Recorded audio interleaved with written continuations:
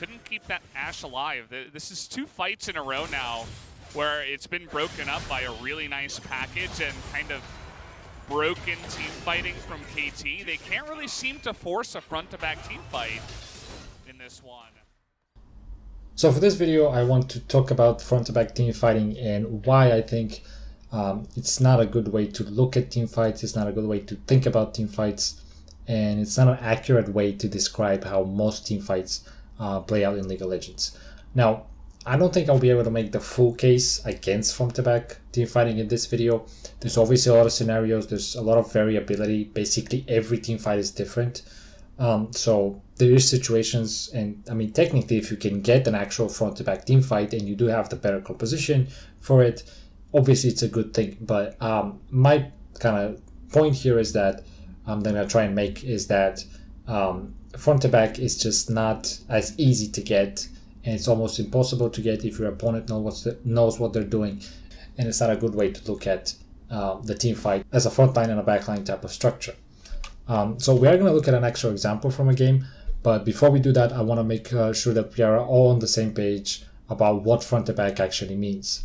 So really quickly, basically, you have a frontline, you have a backline. I'm going to try and draw them a little bit closer together. So the front line is made out of tanks that can soak up damage, and they can also lock people down in place so that your backline can safely kill them, do damage, and be safe in the back. That's kind of the idea.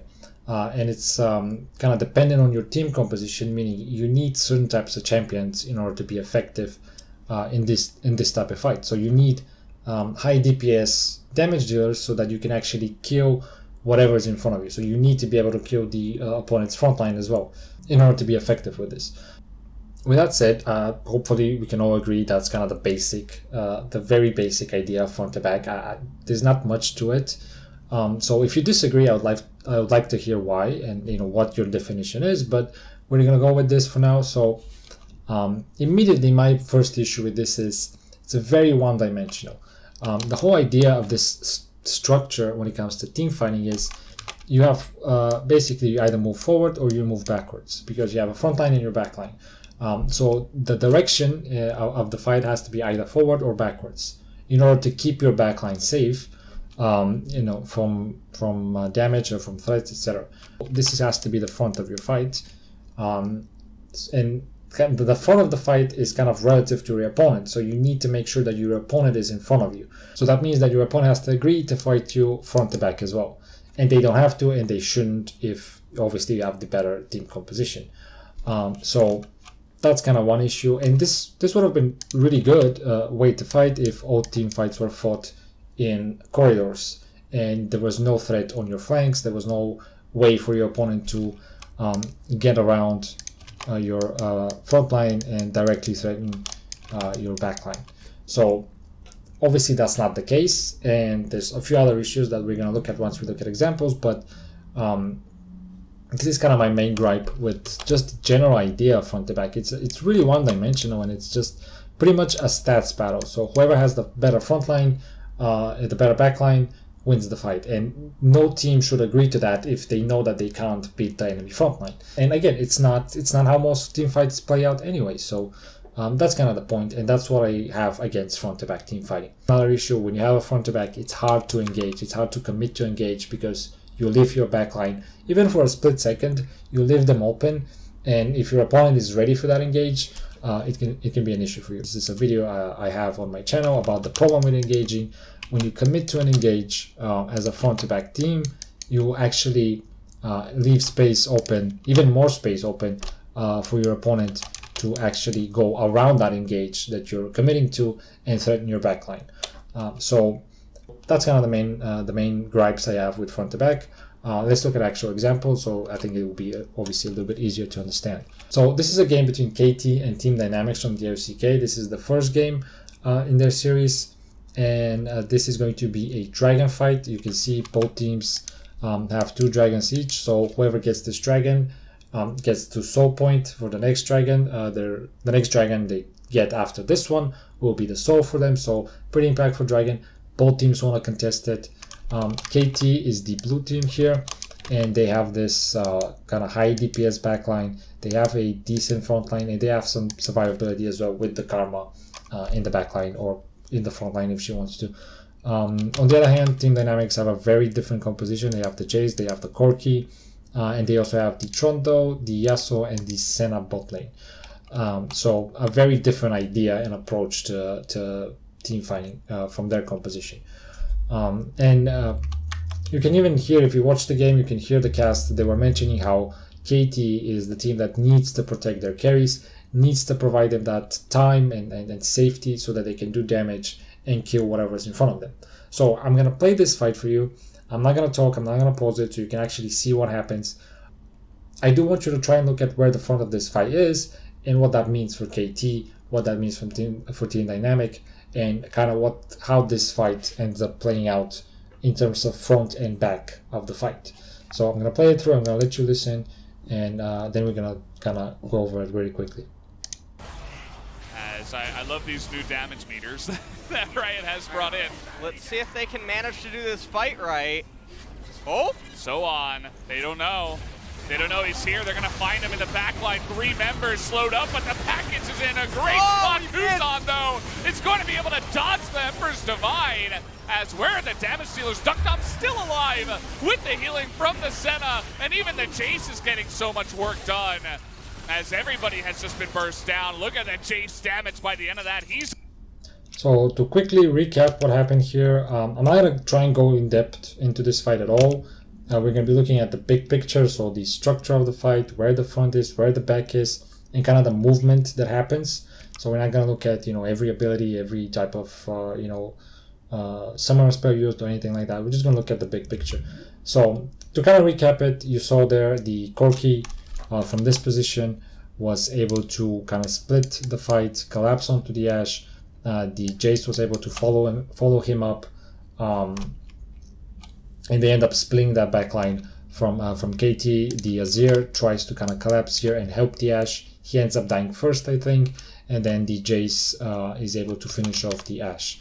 So this is kind of like pretty, basic of what happened. Now, the front of the fight in this situation, I'm actually going to scroll back a little bit before the actual fight, because you want to see the initial positioning in this situation. So because KT are the ones taking the dragon, you can see that this is another issue for front to back team compositions when they're trying to take an objective like Dragon or Baron. They need to put some of their front line inside the pit in front of the objective. And then the damage dealers need to be also in front of the objective, because you need threat on the objective if you want to get a fight or if you want to get the objective.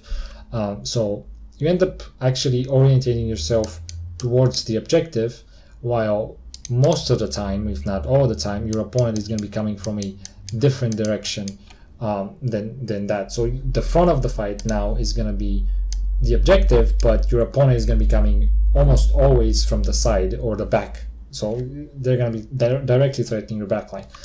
Now, obviously, you can spread out your front line. You can the set here is on a flank. He could be here in front. Technically, I actually think that the flank position here for set here is fine. It may be even better. I'm not going to go into many what ifs, because then we can spend just an hour on this fight. But I think it's fine because he ends up engaging here, and because of the way the set ultimate works is he ends up in this place, which is technically where the front of the fight ends up being. And also, to kind of finish off this point about taking objectives the front to back, it is an inconvenience, but it's not the worst thing, because you can always kind of reorientate your front line to where your opponent is coming. But then you also have trouble with the objective then doing damage to your backline. So you can see it's not as simple as just being in the front or in the back, because the front and the back are relative terms to your opponent, to the map, to the objective, to the situation. So already you can see how this idea of front to back becomes much more complicated than just front to back. Now, as I played this through a little bit more, you'll see the flank is going to come in from Team Dynamics. So let's look at the actual position here of both teams and what that means for the fight. For Team Dynamics, they have this core, I guess, of 3 people that are coming through the river. You have the Trundle, who is pretty tanky, has the pillar, so he's pretty safe just moving forward. You also have the Yasuo who has the wall, the wind wall. So you already have quite a bit of control in this kind of 3-man team. So you have a lot of ways to kind of block damage and be somewhat safe. You still have the Senna as well, who has some control, healing, and you obviously have damage from the Senna and the Yasuo in this kind of place as well. And so they have this, and then they also have the flank from this area. So you can see they don't necessarily have a front or a back in this situation. They have like two sort of teams of 3 and 2 people coming from 2 directions. So they come from here and from here. So this is kind of their initial positioning, initial approach to this fight. Whereas for KT, they, like we talked about, let me use the yellow color, they have the Jarvan here, they have their technically backline, and then they have the set here. So they kind of have this frontline backline idea, but they also, you can say that kind of have the similar situation where they have this 3-man here, and then they have these wings, flanks, whatever you want to call them, kind of again relative to the fight. But because they're the ones that engage, both the set and the Jarvan are going to engage in here, and then you're actually going to end up with this front line where the set and the Jarvan are going to engage, and then you have this back line. But you can see the orientation here is like this. And we talked about these corridors, and even though the river is technically a corridor, but obviously there is space in there, but the river is technically a corridor, but you can see the orientation is different and for KT. And the reason for that is because they are getting threatened from here, and so the backline can't just position here because they're getting threatened, so they end up getting pushed out into this position, and so you end up with this kind of orientation, which is still not very helpful because you're still getting threatened. They just kind of buy a little bit more time by moving in that space. I think that's how they moved. I'm not sure if they saw them. Actually, I think they see them. Yeah, they see them now, obviously. But anyway, they end up in this position, and we talked about it. You know, the enemy team doesn't need to, you know, agree to your front line or to your back line. They don't need to agree to your direction.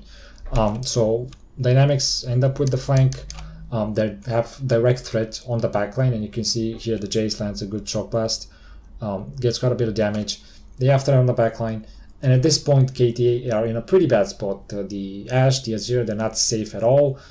You've used your engage already, and you're going in this angle, so you're kind of dealing with this direction of the fight, but there's another direction, and so this is no longer a front to back, and there's really no way that you can force this to be a front to back, because what if the Jarvan tries to contest here, then these guys are going to be pretty easily able to push through here and still be able to threaten the backline, technically what would be the backline. So you can't spread out your front line to try and cover multiple angles and still have a front to back team fight. It's just not going to happen. So if your opponent is able to position themselves on multiple angles, you already don't have a front to back team fight, and you can't get this sort of clean, nice, one-dimensional fight where your backline is completely safe and can't be threatened. And that's the issue with front to back, because there's plenty of space, there's plenty of ways to find multiple angles on a fight, which makes it more difficult to keep your backline safe. Now, that doesn't mean that these types of compositions are bad, that they can't win team fights. It just means that it's not a good way, it's not an accurate way to look at team fights, because in this situation, where is the backline, where is the front line? All I see is a bunch of angles that are coming from multiple directions, and you end up getting quite a chaotic fight.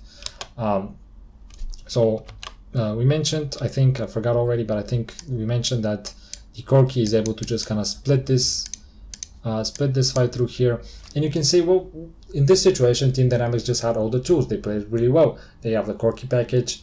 He saved it. He used it really well. But the thing is, you don't need the Corki package to delay or to split this fight up. You have the Jace in this situation. You saw the damage that he can do. If you had a LeBlanc or someone else that can threaten the backline in this situation, they don't need to commit. All they need to do is threaten here, move into here, and threaten the backline. They will have to move back, or they will have to fight them, and then in that situation, obviously you have to kill the backline, but you get access to the backline. And if you don't want to commit, if you don't want to kind of take a big chance, and maybe you shouldn't most of the times, you can still zone them out just by the threat of the damage and the the damage that you have. So you don't necessarily need the package to delay them from this fight and to zone them out from this fight. You can just zone them out with the threat of damage. I guess what I'm trying to say. So with that said, if looking at this front to back is not a good way to look at it, what's a better way to look at it? And I think a better way to look at team fights overall is thinking about it as I mentioned, if we go a little bit back here before the fight breaks out, instead of looking at the front or back of the fight, we have a center here, and then we also here the Corki and the Azir, the Corki and the Jace are somewhere here. So you have a center, and then you have what's outside of the center of this fight. Now, technically there's still not a fight here, but the fight will break out here. So in this situation, as the fight breaks out, let me actually play it through. So team dynamics are here. Here's the center of the fight. They have the flank here, which is outside, right? Outside of this this area where the fight is breaking out.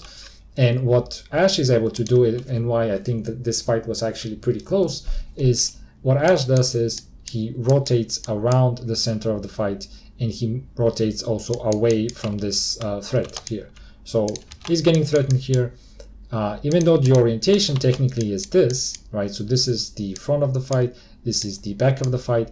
Instead of moving, either forward or backwards, right? He moves, he rotates around the center of the fight. So this is, again, just the mentality of having front to back will probably get most players to move backwards, and instead of rotating around as the Ashe does here. And if the Karma was on the same page as the Ashe, this actually could have been a much different fight. I'm not going to go into the what ifs, but I think it's safe to say it would have been a different fight if the Karma actually followed the Ashe here and rotated with him, stayed with him. I think you can see, I'll let it play through, you can see that the Corki is not actually that threatening to the Ashe, especially the Ashe gets the arrow, the exhaust comes in from the Karma, and so the Corki is actually not that threatening to the Ashe, and so the Azir didn't need to really collapse through the package here and collapse this angle. We talked about how the front to back kind of makes you fight in a singular direction, so you have one angle. In this situation, the Azir collapses this. He didn't need to, he could have just kind of stayed here, and then he could pull the Jace out, right? So the Jace might end up chasing him, might end up trying to kill him. So he pulls the Jace out of this fight, and then all you have to do is kill the Corki, kill the Yasuo. And it's not as easy. I'm not gonna make the case that they would have won the fight, but definitely a different fight.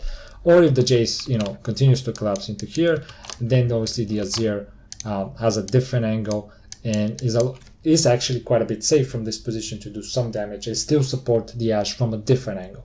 So this is, I think, the idea that I'm trying to pass on here.